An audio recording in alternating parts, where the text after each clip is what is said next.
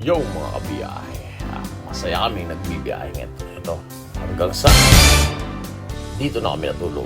Kung saan, masarap naman tulog namin dahil katabi lang the cemetery. At ito ang dahilan kung bakit dyan kami natulog. Dalawang gulong namin mga kabiyahe. Medyo hindi kami pinalad sa mga oras na yan. Alas 2 ng madaling araw. Dalawang gulong namin ang sumabo, guys.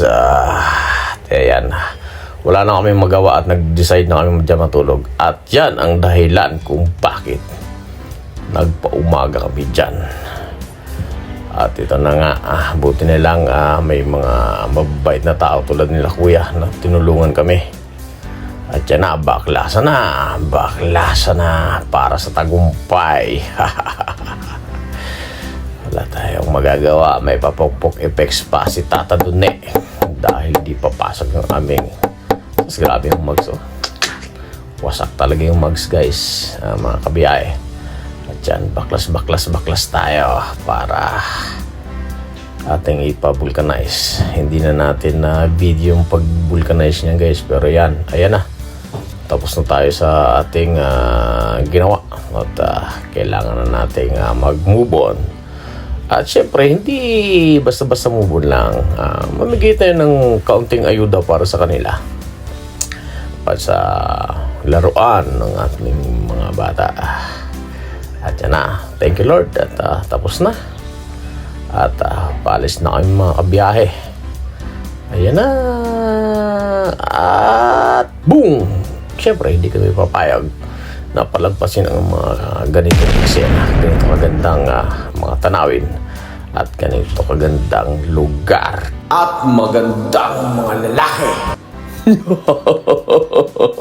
Kaya papawi ng aming pagod.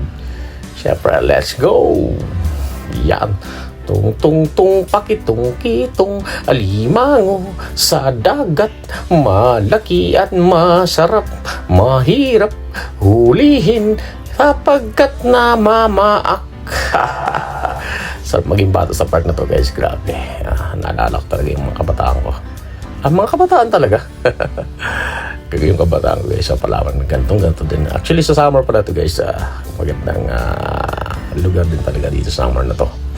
Grabe yung dagat, oh. Nakaka-excite. At syempre, may saum-saum pa kami dyan. Hindi lang nakuhanan dahil wala kami underwater. At nagpatuloy na kami, guys.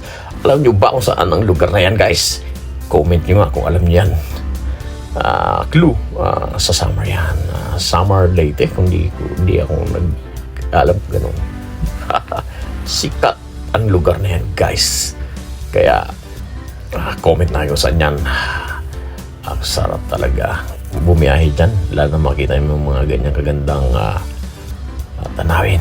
Grabe. Siyempre, may nahabol tayo na oras. Kaya kailangan natin magpatuloy para sa ating mga kabiyahe na nangangailangan ng ating kaunting tulong. Kaya hintayin nyo na kami, mga kabiyahe.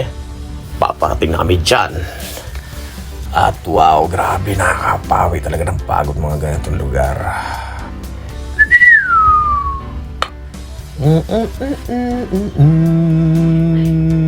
It's sa part na to, guys, pala ano na yan, palubog na yung araw kaya tinawag may mga ilaw-ilaw na yan. Oh, grabe, pero napakaganda rin naman talaga ng mga tanawin dyan. Sos, grabe. Alam nyo na siguro yan kung saan yan. Kung hindi nyo pa alam, sasabihin ko sa inyo after nyo mag-comment kung saan yan. Parting Bisaya, check. Parting Mindanao? Hindi.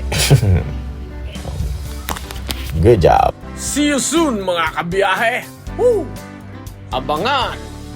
Hulaan nyo kung saan kami tutungo